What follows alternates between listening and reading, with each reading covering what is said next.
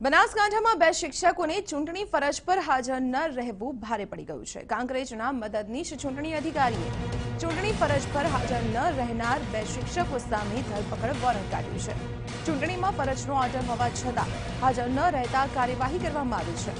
થરા પોલીસે પણ બંને શિક્ષકોની ધરપકડ કરવાનો આદેશ આપવામાં આવ્યો છે। આ બંને શિક્ષકોને ચૂંટણીમાં ફરજ પરનો ઓર્ડર આપવામાં આવ્યો હતો, છતાં પણ આ બંને શિક્ષકો ગેરહાજર રહેતા આખરે તેમની સામે કડક હાથે કાર્યવાહી। જોડાઈએ સંવાદદાતા કુલદીપ પરમાર સાથે। કુલદીપ, ચૂંટણી ફરજ પર ગેરહાજર રહેવા બદલ ચૂંટણી પંચે બે શિક્ષકો વિરુદ્ધ ધરપકડ વોરંટ ઇસ્યુ કર્યું છે।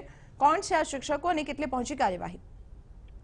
દીપાલી, જે પ્રકારે હવે મતદાનને 2 દિવસની જો સમય રહ્યો છે ત્યારે હવે વહીવટી તંત્ર સતર્ક બન્યું છે। ખાસ કરીને જિલ્લાની વાત કરવામાં આવે તો 2400 જેટલા મત કેન્દ્રો છે અને તેની પર મોટો સ્ટાફ સરકાર દ્વારા મૂકવામાં આવ્યો છે। પરંતુ જે પ્રકારે હવે મતદાનને દિવસો બાકી છે, પરંતુ કાંકરેજના જે બે શિક્ષકો હતા તેમને વારંવાર તેઓ ફરજ હાજર ન થતા આખરે મદદ ચૂંટણી એમનું કહેવું છે લોકશાહીનો પર્વ છે અને તેની ફરજ પહેલેથી જ નક્કી કરી દેવામાં આવી હતી, તેમ છતાં તેઓએ કોઈ પણ પ્રકારનો પ્રત્યુત્તર ના આપતા આખરે મદદનીશ ચૂંટણી અધિકારીએ તેમની સામે ધરપકડનું વોરંટ કાઢ્યું છે।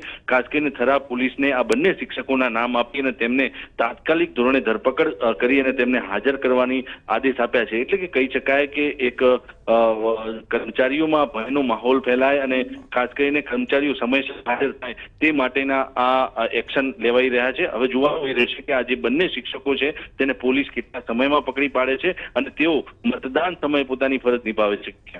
જી કુલદીપ, આભાર માહિતી આપવા બદલ। તો આપણે જણાવીએ, મદદનીશ ચૂંટણી અધિકારી દ્વારા બે શિક્ષકો સામે ધરપકડ વોરંટ ઇસ્યુ કરવામાં આવ્યું છે, કાર્યવાહી કરવામાં આવી છે। તેમને ચૂંટણી પર હાજર રહેવા માટે ઓર્ડર આપવામાં આવ્યો, પરંતુ આ બંને શિક્ષકો તરફથી કોઈ પણ જવાબ આપવામાં નહોતો આવ્યો, જેના કારણે તેમની સામે આ પગલાં લેવાયા।